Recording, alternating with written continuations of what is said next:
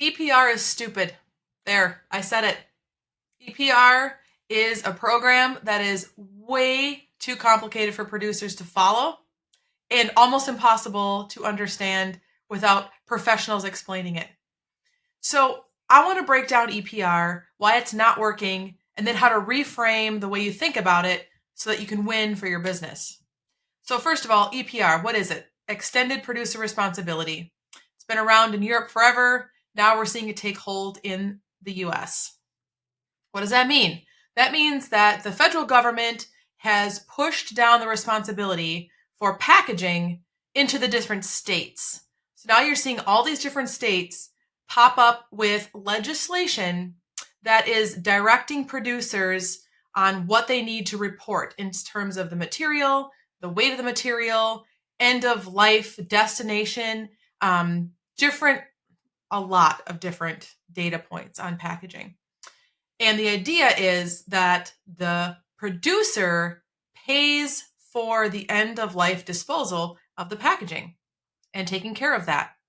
And so the money is supposed to go towards infrastructure in the various states to get their sorting equipment and processing equipment upgraded so it can be more efficient and work better. Will that happen? I don't know. I will tell you that in the EU, they used to have, or they currently have, laws by country. And they've been doing this a long time. And now they realize that is not efficient at all. So they're going to redo and tweak their program in pretty major ways so that it's more across the whole EU instead of by country, different rules by different countries. So it kind of begs to question why the US is approaching EPR state by state. And I'm sure there's some reasons. They don't make sense to me, but I'm sure they exist, and that's why we are where we are today. This is going to impact pricing. This is going to impact waste. This is going to impact a lot of different areas of businesses in terms of revenue. And a lot of businesses are seeing sustainability as a sunk cost. I have to comply. I have to collect my data. I have to do all these things. And a lot of people working in sustainability positions at producers, at manufacturing companies, they don't really have a champion. They've been hired to kind of figure this EPR sustainability, figure it out. But then at the end of the day, when ideas come up that cost the company money and translate to a loss in profit and revenue, the answer is going to be no. Because if you can't keep your doors open and you can't keep making money, then you're not going to be a business. So you can't sacrifice your revenue to do sustainability efforts that don't pay off. Okay, so that's how a lot of people see EPR.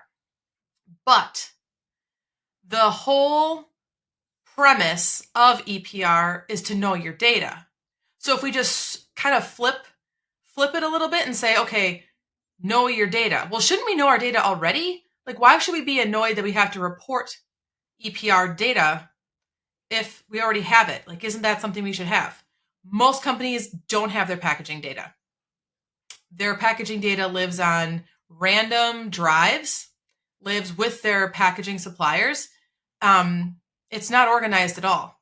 And so what people need to start thinking of in terms of EPR is there's two work streams that come out of data. Okay, so we have data, your packaging data organized in one place.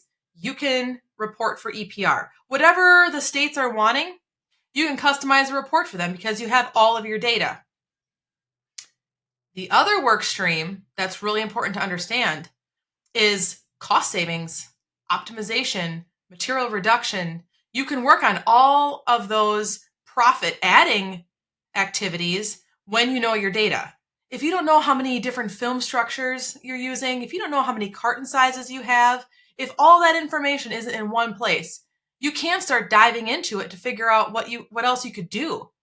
And so we always encourage people to think, okay, you've got the sustainability thing. It feels like a drag. It's still important. We have to figure out how to get it done. And data is the way you get it done.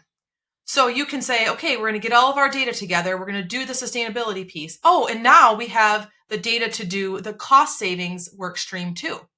So I hope that kind of explains EPR and a way to reframe it so that it can be a benefit to your business and finding the savings and the efficiencies by knowing your data. And if you have any more questions about this, feel free to connect with me. Thanks.